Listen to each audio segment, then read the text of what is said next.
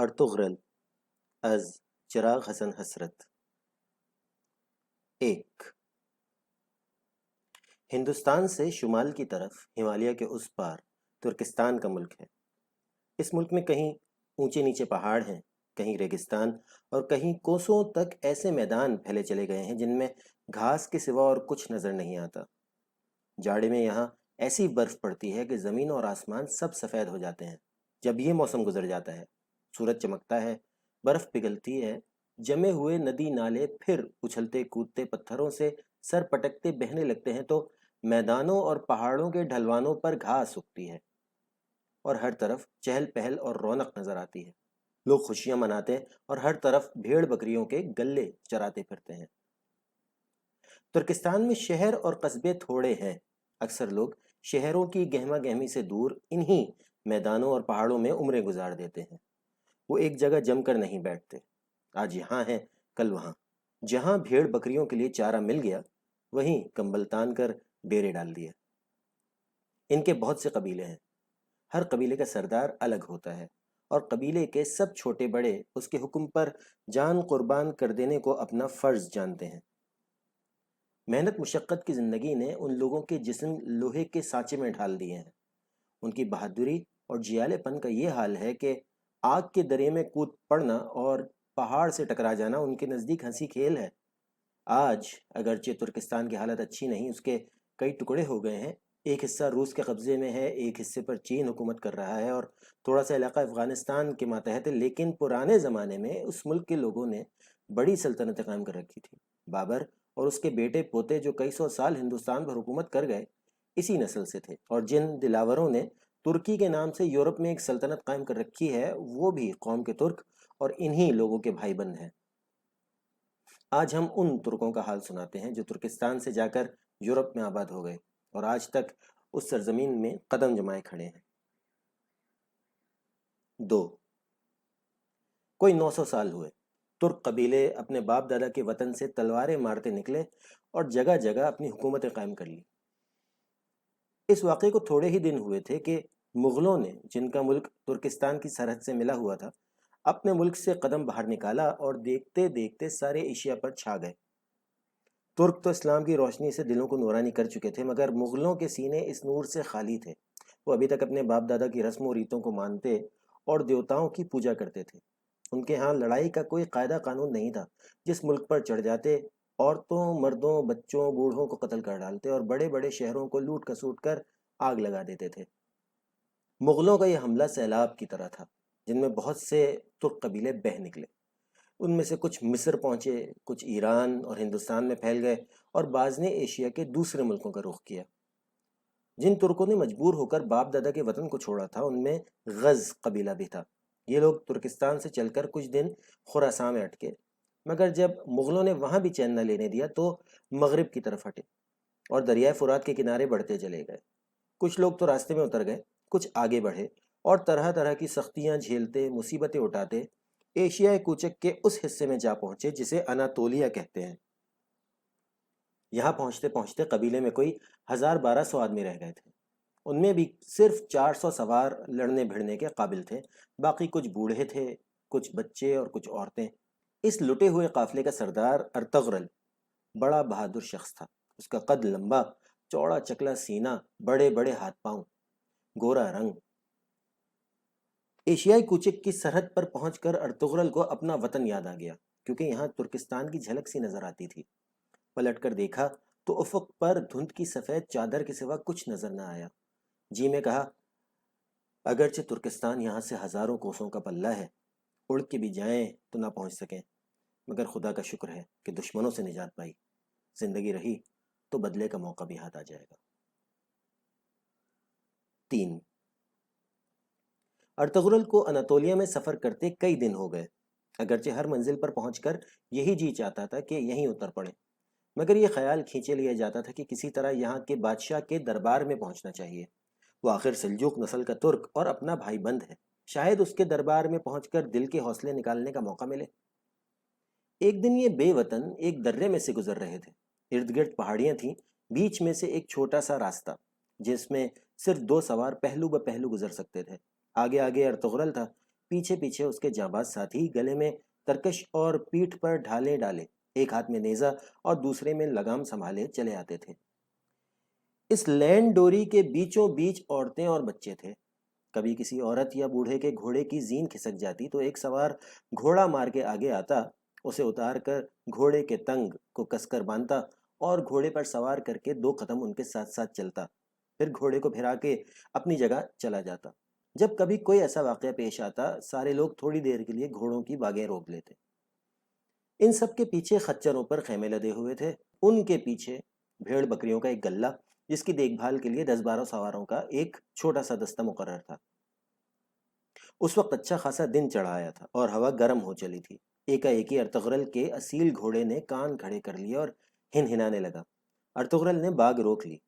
اس کے رکتے ہی سارا قافلہ رک گیا۔ اب جو ارطغرل نے کان لگا کر سنا تو ہلکا سا شور سنائی دیا۔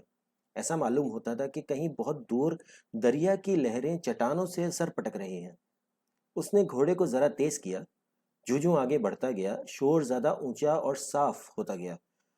ایک جگہ پہنچ کر ارطغرل نے اپنے ساتھیوں پر نظر ڈالی۔ ان میں سے ایک بڈھا آدمی، جس کے چہرے سے معلوم ہوتا تھا کہ مدتوں بیمار رہا ہے، جسم میں لہو کی ایک بوند بھی باقی نہیں، آگے بڑھا اور کہنے لگا، کچھ سمجھ آیا یہ کیسا شور ہے؟ ارطغرل نے جواب دیا، میں تو ابھی تک کچھ نہیں سمجھ سکا۔ بڈھے نے سر اونچا کر کے کہا، میرے خیال میں پاس ہی لڑائی ہو رہی ہے، آگے بڑھے چلیے، آپ کو معلوم ہو جائے گا کہ کیا معاملہ ہے۔ کچھ دور جا کر درہ ختم ہوتا تھا، یہاں سے آگے ڈھلان تھی اور ایک چھوٹی سی پگڈنڈی جھاڑیوں میں سے گزرتی ہوئی نیچے ایک وادی میں جا پہنچتی تھی۔ یہاں انہوں نے دیکھا کہ وادی میں جہاں تک نظر کام کرتی ہے تلوار چل رہی ہے، اور گھوڑوں کے ہنہنانے، تلواروں کی جھنکار اور لڑنے والوں کے نعروں سے آس پاس کی پہاڑیاں بار بار گونج اٹھتی ہیں۔ ارطغرل کی سمجھ میں یہ بات تو نہ آئی کہ یہ لوگ کون ہیں اور آپس میں کیوں لڑائی کر رہے ہیں، لیکن اس نے پہلی ہی نظر میں اتنا جان لیا کہ لڑائی برابر کی نہیں۔ دوپہر ڈھلتے ہار جیت کا فیصلہ ہو جائے گا۔ دونوں لشکروں میں سے ایک کا رخ مغرب کی طرف تھا، دوسرے کا مشرق کی طرف۔ جو لشکر مشرق سے مغرب کو آگے ہو رہا تھا وہ گنتی میں زیادہ تھا، اس کے گھوڑے زیادہ مضبوط اور سپاہی زیادہ طاقتور تھے۔ اس کے علاوہ سورج اس کے پیچھے اور دشمن کے بالکل سامنے تھا۔ اس نے 2-3 حملے ایسے کیے کہ دشمن کی صفیں ٹوٹنے لگیں اور ارطغرل کو ایسا معلوم ہوا کہ 2-3 حملوں میں لڑائی دو ٹوک ہو جائے گی۔ اگرچہ ارطغرل اور اس کے ساتھی تھکے ماندے تھے اور لمبے سفر نے ان میں ذرا بھی سکت باقی نہیں چھوڑی تھی، لیکن 2 فوجوں کو میدان میں لڑتے دیکھ کر اور کمزور کو زبردست کے قابو میں پا کر ارطغرل کی رگوں میں شجاعت کے خون نے جوش مارا۔ اس کا ہاتھ بے اختیار تلوار کے قبضے پر جا پہنچا اور وہ پلٹ کر کہنے لگا، بھائیو، اگرچہ ہمیں یہ معلوم نہیں کہ یہ لوگ کون ہیں، ان کا مذہب کیا ہے اور یہ کس نسل سے ہیں، لیکن تم دیکھ رہے ہو کہ ان میں ایک کمزور ہے اور دوسرا طاقتور۔ دنیا والوں کا قاعدہ ہے کہ وہ نفع کے لالچ اور انعام کی امید میں کمزور کا ساتھ چھوڑ کر طاقتور سے جا ملتے ہیں، لیکن ہمارے بزرگوں کا یہ قاعدہ نہیں، کبھی کمزور اور بے کس پر ان کا ہاتھ نہیں اٹھا۔ مردانگی اور شجاعت کا قانون جو تمہاری ہماری رگوں میں رچا اور بسا ہوا ہے، یہی کہتا ہے کہ اس جنگ میں کمزور کو طاقتور سے بچائیں۔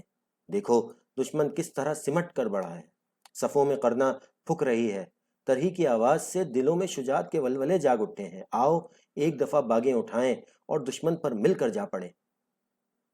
اس قافلے میں جو لوگ لڑنے بھیڑنے کے قابل تھے سب گھوڑے کدا کے ارطغرل کی پشت پر آ جمے۔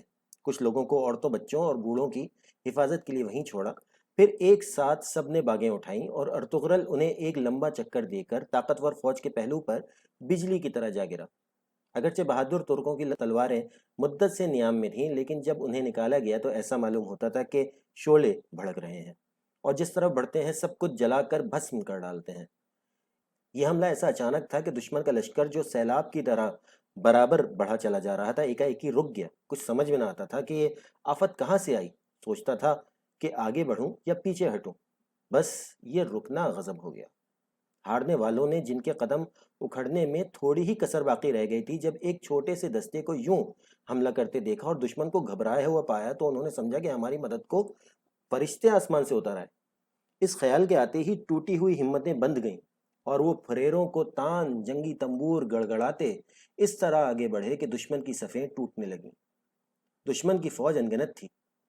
ارطغرل اور اس کے ساتھی اس طرح بہتے چلے جاتے تھے جس طرح دریا کا دھارا پتھروں اور کنکروں کو بہائے چلا جاتا ہے۔ وہ اس فوج کی موجوں میں ڈوب ڈوب کر ابھرے اور بار بار صفیں لٹ کے رکھ دیں۔ اب دشمن پر دو طرفہ ایسا دباؤ پڑا کہ اس کے قدم اکھڑنے لگے۔ جو سردار بڑی بہادری سے قدم جمائے کھڑے تھے، انہوں نے جب دیکھا کہ آس پاس لاشیں ہی لاشیں نظر آتی ہیں اور دو طرف سے لشکر بڑھ رہا ہے، تو وہ ہمت ہار گئے اور اس طرح سر پر پاؤں رکھ کے بھاگے کہ پیچھے پلٹ کر نہ دیکھا۔ افسروں کو بھاگتے دیکھ کر سپاہی بھی جی چھوڑ بیٹھے اور جدھر کسی کا منہ اٹھا بھاگ نکلا۔ غرض دن ڈھلتے ہی فیصلہ ہو گیا، ہارے ہوئوں کی جیت ہوئی اور جیتے ہوئے ہار گئے۔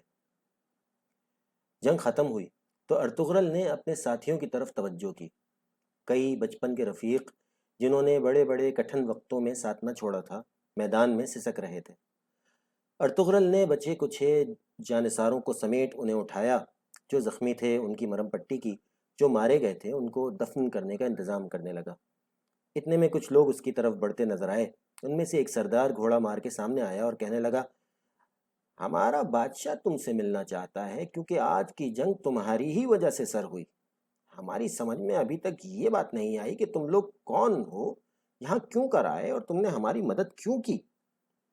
سچ تو یہ ہے کہ سب اب تک تمہیں فرشتے سمجھے ہوئے تھے، لیکن جب تم نے اپنے ساتھیوں کے لاشیں اٹھاتے اور زخمیوں کی دیکھ بھال کرتے دیکھا تو سمجھا کہ تم فرشتے نہیں بلکہ ہماری طرح انسان ہو۔ ارطغرل نے اپنا نام بتایا اور کہا، میں ترکوں کے غز قبیلے کا سردار ہوں۔ مغلوں نے ہمیں اپنے وطن سے نکال دیا۔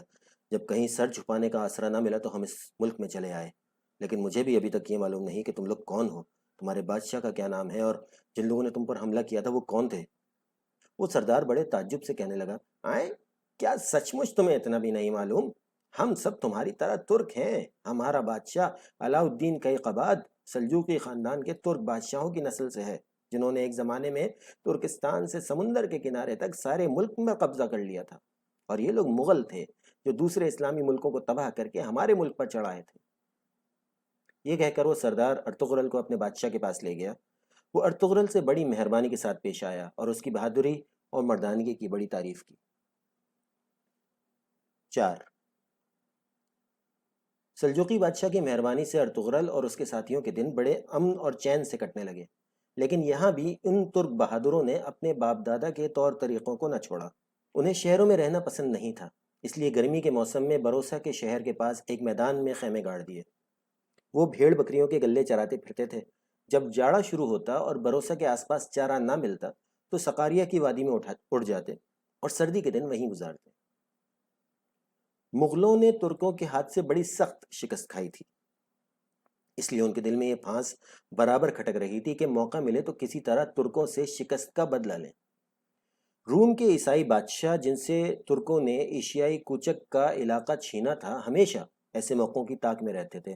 ان کو یہ بات معلوم ہوئی تو انہوں نے مغلوں کو کہلا بیچا کہ اگر اب کے تم اناتولیہ پر حملہ کرو تو ہم تمہارا ساتھ دیں گے۔ اس دفعہ رومی اور مغل بڑے لاؤ لشکر سے چلے اور اناتولیہ کے میدانوں میں جہاں تک نظر کام کرتی تھی، رومیوں اور مغلوں کے خیمے ڈیرے نظر آتے تھے۔